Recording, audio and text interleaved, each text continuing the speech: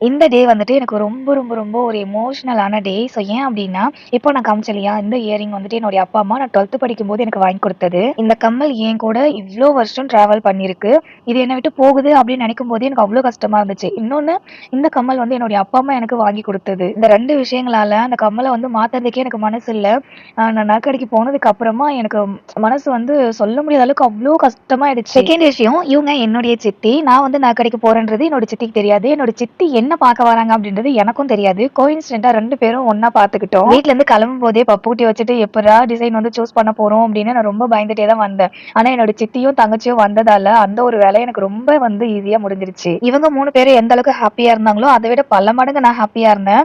But அவங்கவங்க வீட்டுக்கு போகணும் அப்படின்ற டைம் வந்ததுமே, அ வார்த்தையால சொல்லவே முடியாது. அவ்ளோ கஷ்டமாயிடுச்சு மனசு. என்னுடைய ஓல்டு கம்மல மாத்திட்டு, அதுக்கப்புறம் வந்துட்டு புதுசா வந்து டெய்லி வியர்க்கு போட்டுக்கிற மாதிரி கொலுசுமே வந்து வாங்கியிருந்தேன். அத வந்து காமிக்கிறது கூட விடல இந்த மேடம். அத வச்சுட்டு விளையாட்டு இருந்தாங்க. நெறைய சந்தோஷமான விஷயங்கள் நடந்திருந்தாலும், அந்த டே முடியும்போது மனசுக்கு ரொம்பவே கஷ்டமான ஒரு டேவா தான் இருந்தது.